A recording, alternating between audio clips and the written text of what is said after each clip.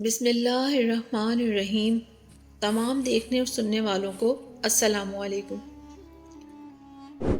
حضرت سیدنا شیخ عبد القادر جیلانی رحمۃ اللہ علیہ جب حصول علم کے لیے اپنے گاؤں جیلان سے بغداد کے لیے روانہ ہوئے تو آپ کی والدہ ماجدہ نے زاد راہ کے طور پر 40 دینار آپ کی گٹھڑی میں سی دیے اور چلتے وقت اپنے لخت جگر کو نصیحت کی کہ بیٹا خواہ کیسی ہی مصیبت اور برے حالات تمہیں پیش آئیں، سچ کا دامن ہاتھ سے نہ چھوڑنا اور جھوٹ کے نزدیک بھی نہ پھٹکنا، کیونکہ راست گوئی 1000 عبادتوں کی ایک عبادت ہے۔ سعادت مند فرزند نے عرض کی کہ اے ماں، میں صدقے دل سے عہد کرتا ہوں کہ آپ کی نصیحت پر ہمیشہ عمل کروں گا۔ والدہ ماجدہ سے رخصت ہو کر حضرت بغداد جانے والے ایک قافلے میں شامل ہو گئے، کیونکہ اس دور میں طویل بیابانی راستوں میں تنہا سفر کرنا ممکن نہ تھا۔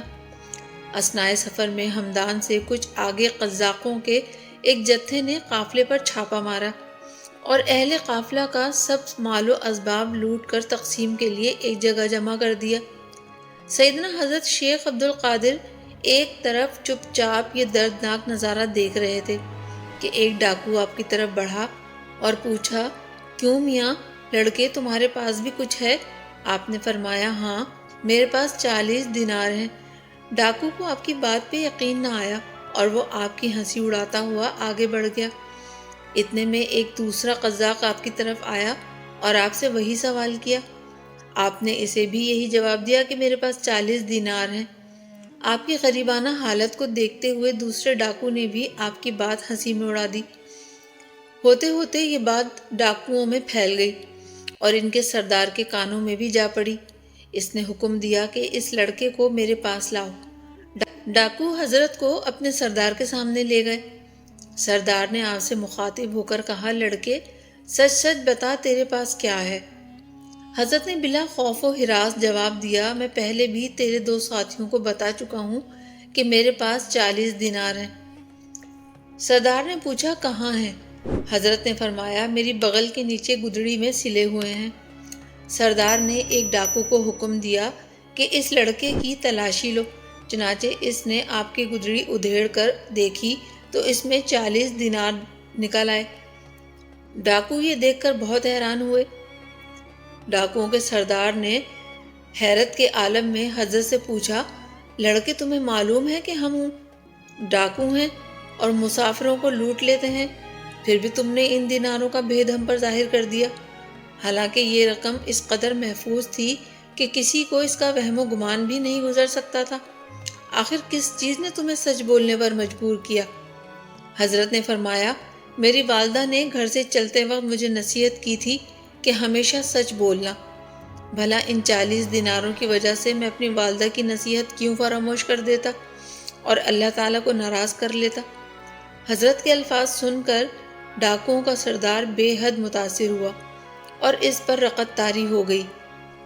ندامت کے آنسوؤں نے اس کے دل کی شقاوت اور سیاہی دھو ڈالی اور اس نے آہ بھر کر کہا، اے بچے، تم پر خدا کی 1000 رحمت ہو کہ تم نے اپنی ماں کے عہد کا خیال رکھا، لیکن آفرین ہے مجھ پر کہ میں نے اپنی ساری زندگی اپنے خالق کا عہد توڑتے گزار دی۔ اے بچے، تم نے مجھے ہدایت کی راہ دکھا دی، اب میں ذاتی زندگی تک کبھی کسی کو تکلیف نہیں پہنچاؤں گا۔ یہ کہہ کر وہ حضرت کے قدموں پر گر پڑا اور رہزنی کے پیشے سے تائب ہو گیا۔ اس کے ساتھیوں نے یہ منظر دیکھا تو سب ایک ساتھ پکار اٹھے کہ اے سردار، ہم بھی اس برے پیشے سے توبہ کرتے ہیں۔ تو رہزنی میں بھی ہمارا قائد تھا اور توبہ میں بھی ہمارا قائد ہے۔